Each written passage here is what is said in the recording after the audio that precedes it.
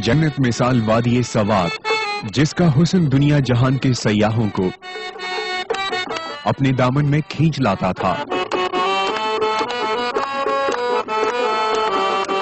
लेकिन अचानक न जाने इस जन्नत को किसकी नजर खा गई और देखते ही देखते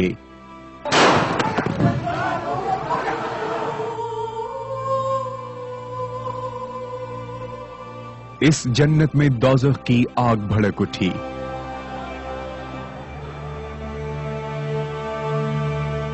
ये आग कैसे भड़की और इस आग को भड़काने के मकासद क्या थे?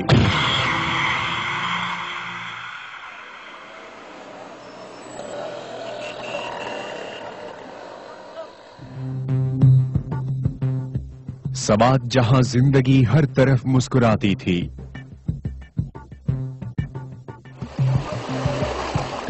जहां आबशारों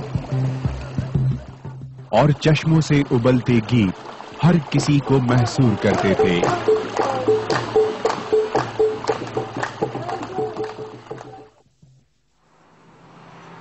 अचानक इस वादी में एक कैक्टस नमूदार हुआ। उस कैक्टस को किसी ने तालिबान कहा, किसी ने इंडियन एजेंट, किसी ने अमेरिकन फंडेड, तो किसी ने शरपसंद और दहशतगर्द कहा।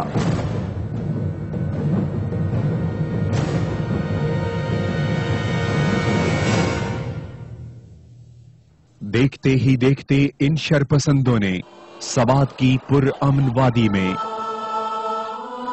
खौफ व हिरास फैला दिया। सरकारी इमलाक, स्कूलों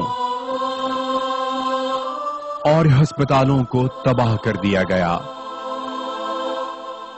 हद तो ये है कि मसाजिद भी इनके मजालिम से ना बच सकीं।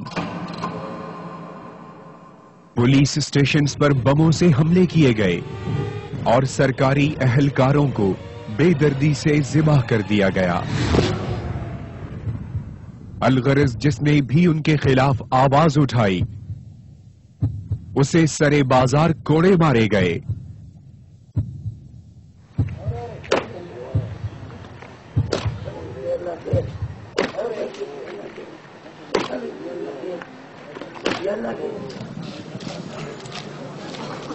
और मैंगोरा के उस चौक पर लटका दिया गया जिसका नाम खूनी चौक है।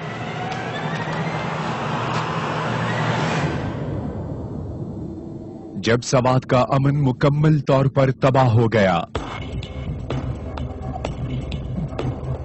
कारोबार बर्बाद हो गया, तो इन दहशतगर्दों ने यहां अपना जंगल का कानून नाफिज किया। इस तमाम खूनी और बेईमाना मजालिम में अफसोस और दुख का पहलू ये सामने आया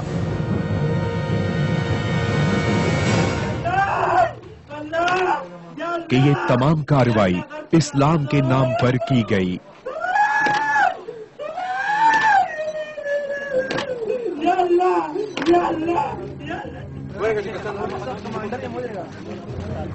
इस तरह इन शरपसंदों ने सिर्फ पाकिस्तान ही नहीं बल्कि इस्लाम की तालीमात पर भी बदनुमा दाग लगाया। इस तरह इन शरपसंदों ने साजिश के जरिए इस्लाम और पाकिस्तान को दुनिया भर में बदनाम किया।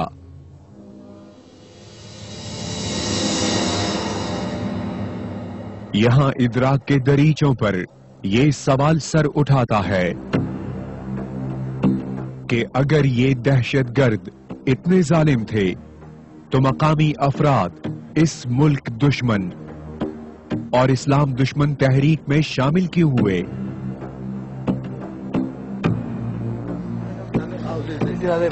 इतनी खूनरेजी, इतना जुल्म सितम का बाजार गर्म करने के पीछे आखिर हाथ किसका था?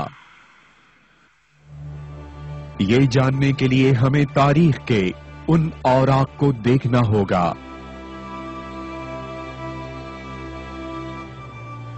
जब सवात का इल्हाक पाकिस्तान से हुआ था,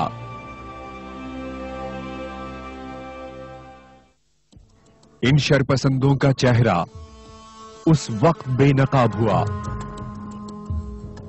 جب صوفی محمد نے تحریک نفاذ شریعت محمدی کے پلیٹ فارم پر نظام عدل آرڈیننس کا حکومت پاکستان سے معاہدہ کیا۔ پاکستان کی عوام نے نظام عدل آرڈیننس پر سکون کا سانس لیا کہ اب بالخصوص سوات اور بالعموم پورے پاکستان میں امن قائم ہو جائے گا۔ سوات کے بارے میں تھوڑا سا آپ کو سوات کے بیک گراؤنڈ کو سمجھنا ضروری ہے۔ دیکھیے سوات کی ریاست پاکستان بننے کے بعد بھی بہت طویل عرصے تک یہاں پر والی سوات کا قانون چلتا رہا، اور والی سوات کا جو قانون تھا وہ سادہ قانون تھا، شریعت بیس تھا، قاضی کورٹس تھی وہاں پر۔ 1970s تک سوات کے اندر قاضی کورٹس کا سلسلہ تھا۔ پاکستان کا جو مین سٹریم جوڈیشل سسٹم ہے، ہماری سیشنز کورٹس، ہائی کورٹس کا، یہ نظام سوات میں بہت آخر میں آیا ہے۔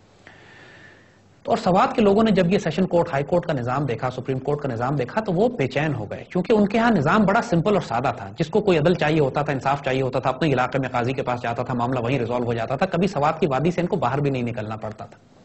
اور جب سے پاکستان کا باقی جوڈیشل سسٹم وہاں پہ جا کے نافذ کیا گیا تو لوگ بھڑک گئے، کیونکہ ظاہر ہے اب لوگوں کو اپنے مقدمات کے لیے کوئی پشاور آنا پڑے، کبھی اسلام آباد آنا پڑے، کبھی لاہور جانا پڑے، اور وہ ایک سادہ نظام جو کئی سو سال سے قاضی بیس چل رہا تھا، وہ نظام ختم کر کے انگریز کا نظام جہاں نافذ کیا گیا تو ایک بذات خود ریزنٹمنٹ اور غصہ وہاں پہ 70 کی دہائی میں، 80 کی دہائی میں بڑا عروج پہ پہنچ رہا تھا۔